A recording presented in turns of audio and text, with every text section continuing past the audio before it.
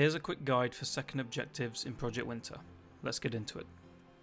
Right outside the cabin you have the objective board. This is where you gather bonus objectives, but after you've completed the first objective, it will reveal 3 possible locations for the second objective, which need to be completed so that the survivors can escape. The wrenching gear symbol represents the first objective and is visible from the start of the game.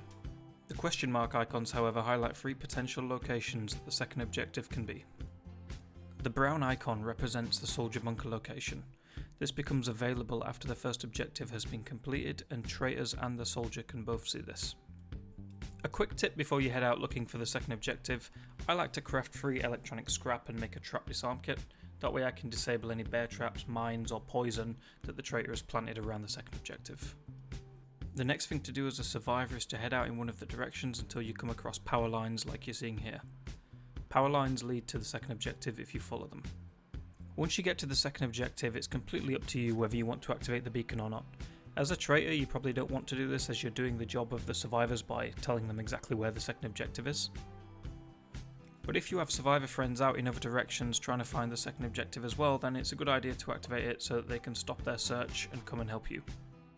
Let's now talk about the different types of secondary objectives that we have, starting with Animal Wave Defense. In this match, we know that second objective is to the north and that it's Animal Wave Defense. So we're going to make life a little bit easy for ourselves by just preparing for a few minutes. I'm gathering some stone here to make some bear traps, and my partner there is off to go and gather some wood to create some campfires. If you mine a full rock cluster like I just did, you can create 4 bear traps, which is more than enough to complete this objective. As I start to get close to second objective, I can see the shadows of the power lines on the floor, and my teammates have already started rounding up all the herbs in the area and creating a giant stockpile in the middle. This is a really good thing to do because it ensures that your teammates who are fighting the animals have heals available to them in case a traitor comes along while you're doing the objective. A tip for the traitors: I would not recommend planting bear traps at this objective, as if they bring a trap disarm kit along, you're just supplying them with bear traps to make this objective easier. When it comes to placing bear traps, I like to put 2 on the left side and 2 on the right side, since the animals can spawn on both sides. Next, all you have to do is hold the button down until animals appear and then let go. If you hold the button down for too long, more and more animals will keep on coming and you'll eventually get overwhelmed. A social traitor in this situation could hold the button down for a really long time, spawning a lot of animals that the survivors would then have to deal with. It's worth noting that the ramps in the background are safe spots and that the animals won't chase you if you run up there. If your teammates start getting knocked down, it's a good place to run to and then just simply have them crawl to you so that you can pick them up safely. There is the chance for a polar bear boss to spawn once the completion meter hits 3/4, and this is sometimes indicated by the spawning of white wolves. Now, most people would run back to the cabin as soon as they saw the blizzard was coming, but we brought campfires so that we could stay out and complete this objective. Each time an animal triggers your bear trap, just kill it, pick up the bear trap and replace it, and repeat this process until the objective is completed. The next objective is batteries. As always, bring along your trusty trap disarm kit and clear the area. This objective requires that we locate 3 batteries scattered around the map and place them into this console.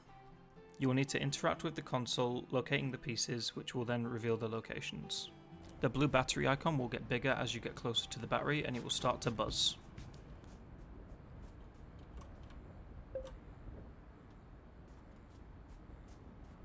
After picking up a battery, if you drop it, it will eventually despawn and return to its original location.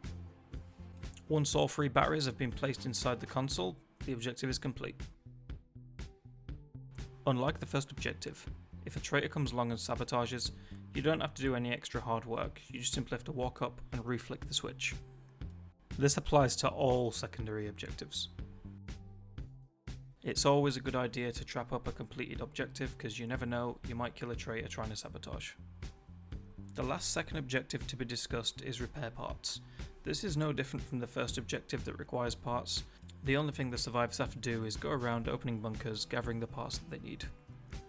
If traitors get to the second objective early, they can go around and sabotage all the bunkers in the area, breaking them so that survivors can't open them for parts. This will slow them down tremendously. That pretty much wraps up the basic guide to secondary objectives. If you haven't already, check out my video on the Cypher Station and Dig site, and you can catch me streaming Project Winter on Twitch. Thanks for watching.